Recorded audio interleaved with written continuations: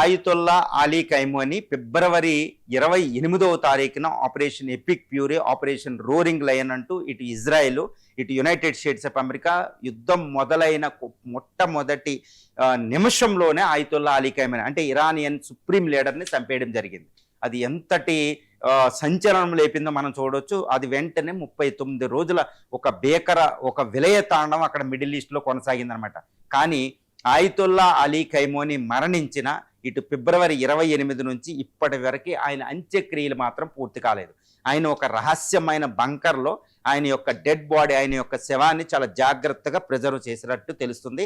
ఎందుకంటే ఆయుతుల్లా అలీ ఖైమోని ఒక supreme leader.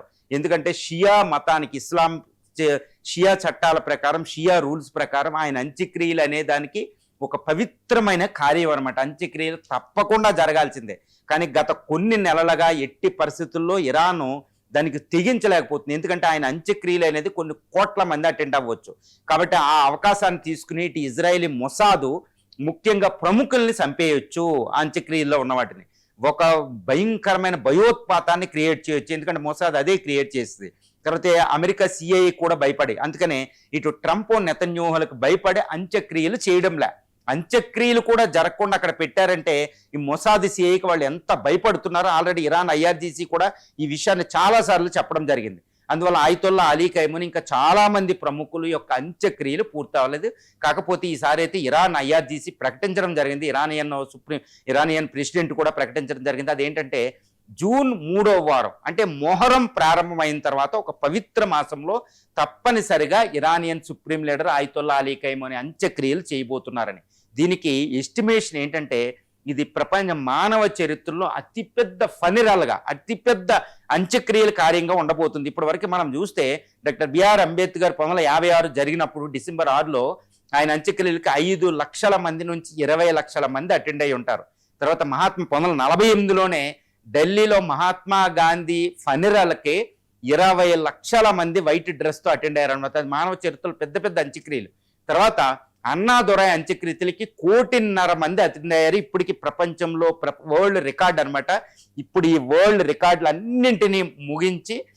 అన్నిటిని అధిగమించి ఈ ఆయుతుల్లా అలీ ఖైమోని అంత్యక్రియలకి 2 కోట్ల మంది షియా ముస్లింలు ప్రపంచం అంతా వ్యాప్తంగా వచ్చి అక్కడ అటెండ్ అవ్వబోతున్నారు. అంటే టెహరాన్ సిటీ జన సముద్రం అవ్వబోతుంది.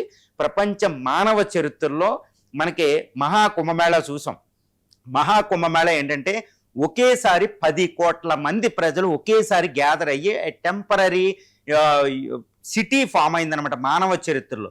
ఇప్పుడు 2వ రికార్డ్ అనమాట. దాని తర్వాత 2వ రికార్డు ఏంటంటే ఇప్పుడు ఆయుతుల్లా అలీ ఖైమోనికి అంత్యక్రియలకి 2 కోట్ల మంది షియా ముస్లింలు ప్రపంచవ్యాప్తంగా, ముఖ్యంగా ఇరాక్, ఇటు పాకిస్తాన్ నుంచి అటు మొత్తం జోర్డాన్ ఈ ప్రాంతం నుంచే 2 కోట్ల మంది అటెండ్ అవ్వబోతున్నారు.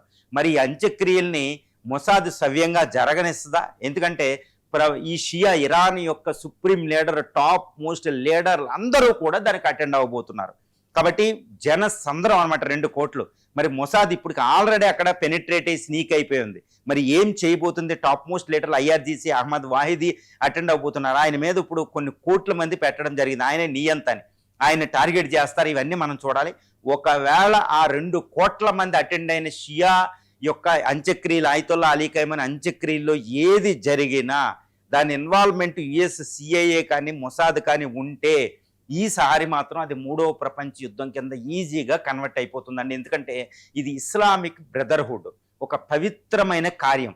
ఆ విషయం ఈ యొక్క ఇస్లాం పాపులేషన్ ఎవరైతే ఫాలోవర్స్ ఉన్నారో వాళ్ళ మనసులో చెరగని ముద్ర వేసేస్తారనమాట. ఇంకా దాన్ని ఆపడం ఎవరి తరం కాదు. ఒక కార్చిచ్చులాగా, వైల్డ్ ఫైర్ లాగా ఆ ప్రాంతాన్ని దహించి ప్రపంచ యుద్ధం కింద కన్వర్ట్ అవుద్ది. కాబట్టి ఇటు మొసాదు, ఇటు సిఐఏ ఆ టైంలో మాత్రం ఎటువంటి ఇన్వాల్వ్మెంట్ లేకుండా దాన్ని వదిలేయాలని అందరూ కోరుకుంటున్నారు. కానీ ఎందుకంటే ఇరాన్ దాన్ని భయపడుతుంది, ఐఆర్జీసీ భయపడుతుంది.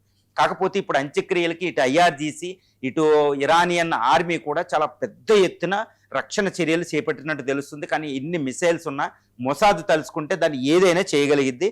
మరి అంత్యక్రియలు సవ్యంగా జరుగుతాయా లేదనేది ప్రపంచమంతా ఒక ఆసక్తి గొలిపే విధంగా భయపడుతూ దాని వైపు చూస్తుంది.